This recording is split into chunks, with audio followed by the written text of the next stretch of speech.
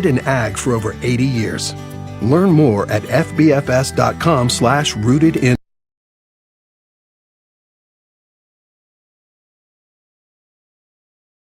309 South Washington Street in Bismarck, North Dakota. Give them a call at 701-258-6308. The team of mechanics at Lauer Auto can take care of any problem your vehicle is having. And when you do business with Lauer, you can be assured you're doing business with a pro Second Amendment America First repair shop. There are plenty of other auto repair shops in the Bismarck, Mandan area. But why take a chance at patronizing a shop that might not have your beliefs at heart? Make no mistake. Lauer Auto is your pro Second Amendment repair shop. When you talk to the guys at Lauer Auto, don't forget to tell them that you heard they are a sponsor of Guns and the 701 and that you appreciate their support of our pro Second Amendment, pro North Dakota live stream and podcast. That's Lauer Auto Repair, 701-258-6308. 701-258-6308. Located 309 South Washington Street in Bismarck, North Dakota. Trusted influencers, and the insights and data you need to grow. Not just a media company. iHeartMedia is your access company. If you're a marketer, go to iHeartResults.com. That's iHeartResults.com.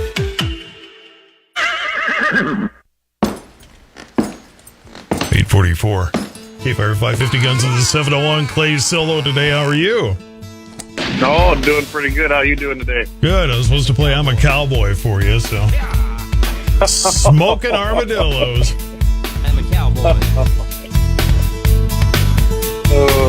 And for those of you feeling aerobic or cardiolic today, I'm inventing a word there, maybe. It's the dance mix. In case you want to do some extra cardio today. Guns in the 701, about 8:40-ish on Friday mornings here on KFYR 550 as we slice and dice some of what's gone wrong, goofy, or just as breaking news. But a mistrial for that border rancher accused of shooting the illegal immigrant down to Arizona. And we covered this here, I don't know, a few weeks ago, I guess, probably. I know we had it on our main show, and I think we even did it on yours at one point. I think so. George Allen Kelly, he's 75 years old. He actually retired from Montana down to Arizona and had an illegal alien, actually a couple of them that had been going across his land, and who knows how many more, visiting with people down there. But basically, he finally had enough. He fired a few shots over the head, supposedly, or in that general direction with his AK-47. And he reported this several times to Border Patrol. Finally, he called them because he said, hey, he says, I heard a shot, and he thought he might have to return fire. They came out, they found nothing. And then later in the evening, Kelly actually found the body of this scumbag who come across our border illegally about 115 yards from the house. He called authorities. They took the body. They put it in the freezer, which I imagine that's what you do. And then I don't know what. Didn't have the exact time of death. What would you do? I don't know. I guess that's what you do. I don't know what I'd do. Well, first of all, I'd be surprised I hit a target in the first place. But that's a different story. But this at least short of the AK-40, the Assault Killer 47, because that's what it stands for, depending on who you talk to. That was sarcasm, folks.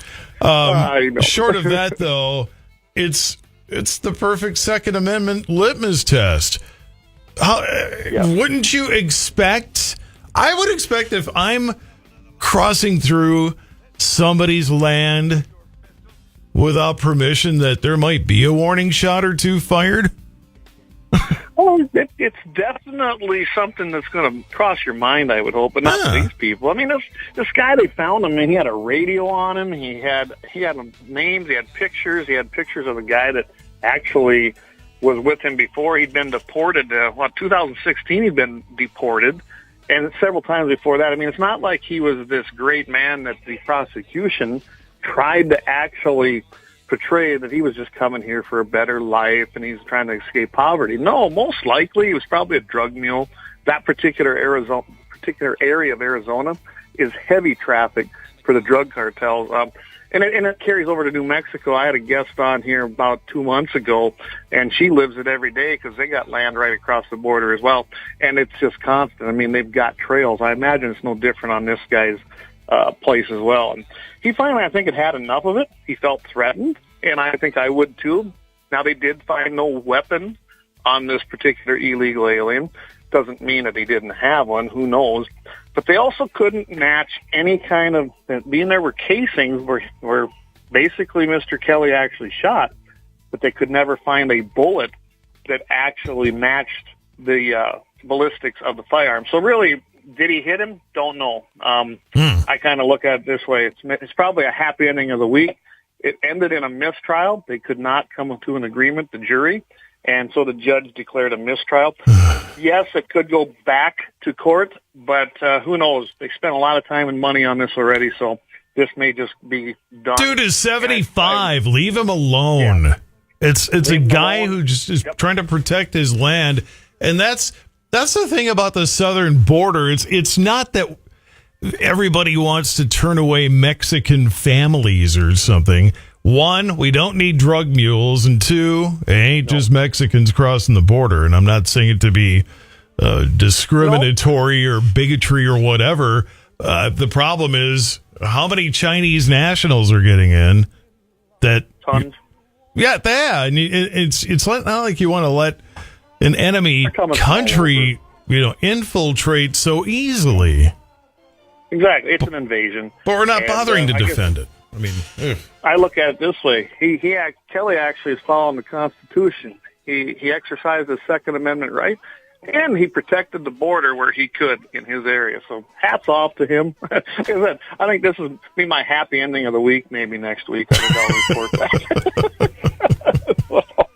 Gee, I thought that had a different connotation. I'm leaving that alone. I'm not going there. Yeah. Hey, we don't. You know that. We're not the G-rated show here. Stop it, Clay. Guns of the 701. Clay's on with me here. I saw this one over the weekend and had figured this was going to come up sooner or later, either by you or by me. And I'll just say right from the beginning, I am not related to Nicole Mitchell whatsoever. Okay. That I know of, anyway. That's good to hear. Well, I thought it'd be interesting to you, being it's over in Minnesota. I'm actually heading there this weekend as well again. Oh, sorry to hear that. Yeah. So don't let it rub off on you. Some of that stuff's contagious over there. Nah, I love going. I don't love going there, but it is a little bit more gratifying because I don't follow their, let's just say their Second Amendment rules they got over there. We pick on outstate. We pick on Minnesota, but outstate Minnesota's really not so bad. It's the inner Twin Cities where it gets weird.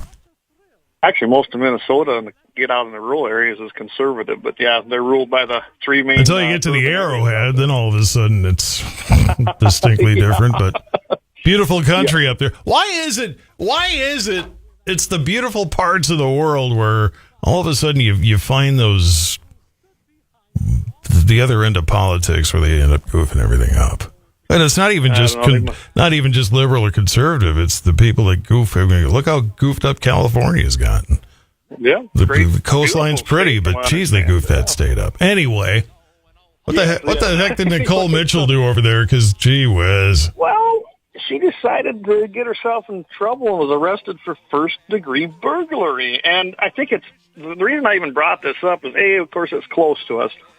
But she's like a huge advocate for gun confiscation, is basically, and she's a huge part of the Moms Demand, and as Jamie rightfully named it, the Moms Demand gun confiscation group. She was just beaming from ear to ear and taking pictures just a few days before she actually committed a burglary. I mean, I was reading the tweets in the tweet deal that was out there on X, and it was funny to watch, and they were right. There was a bunch of them in there, but people were on there going, oh, yeah, that makes sense. You got a hypocritical Democrat out there who doesn't want you to have guns, then it makes it easier for them to rob you. Same crowd that wants to defund police, but then make sure they have a ton of security around them. Same ones, and we saw that happen. I don't know if you saw that video here in California over the weekend. That was a whole other thing. But yeah, surrounded by armed guards, but nobody else can have them. You know, that's just how it goes. Rules for thee, not for thou. Exactly. So I don't know how this is going to go for her, but it sounded like it was more of a family dispute. But nonetheless, she still broke the law. But in the same breath, she's demanding that people like you and me, oh, no, we got to take your guns away. And of course, they use all the key terms. It's common sense gun control. No, it's not. It's called tyranny. It's called control, and it's called having their thumb on you as the private citizen by those in power. And I find it very, very, very ironic that the same person that calls for this kind of stuff also broke the law herself because evidently it fit her own personal agenda. So she thought, yeah, you know what? I don't have to follow the law. I'll just go ahead and do what I want anyway. You know, yeah. Exactly. I mean, really? Exactly. 8:53 KFYR's Clay with Guns in the 701 doing solo. If you thought Minnesota was bad, New York judge says the Second Amendment doesn't exist here? Since when? I can't believe this. Well, we're seeing that. We're seeing lawfare right now, aren't we, out in New York? Looks like nothing applies in New York if they don't like it. Dexter Taylor, he's a guy who, during the China virus thing, he got interested in building firearms, which this is not illegal, everybody. You may build your own firearm. You can do that. So he did it, but not in the state of New York, evidently. They actually went in there. They stormed his house is what they did. The article I sent you, I went a little farther. And I mean, they went in here, guns drawn, and basically wanted to take this guy out. They actually charged him. Yeah, listen to this. Second-degree criminal possession of a loaded weapon, 4 counts of third-degree criminal possession of a weapon, 5 counts of criminal possession of a firearm, second-degree criminal possession of 5 or more firearms. Really? 5 or more? That's interesting. And then unlawful possession of a pistol ammunition violation of certificate of registry. I mean, this just goes on for paragraphs. And all because he was building his own. He was taking lowers, 80%ers, and finishing them out. So he was learning a machining technique, which is not illegal as well to do. And then what I really loved is how the police and the prosecutor were just absurdly surprised. Is that a good way to put it? He had 8 pistols, 5 rifles or 6, not sure, AR-style rifles, and then 8 or 9 Glock pistols that he all built. This was concerning to them. The guy, he took up a gunsmithing hobby. He wasn't really doing it as a business, as they were trying to say. He was basically building these for himself, especially when he was locked down in New York at home. So he was occupying his time and learning a new skill.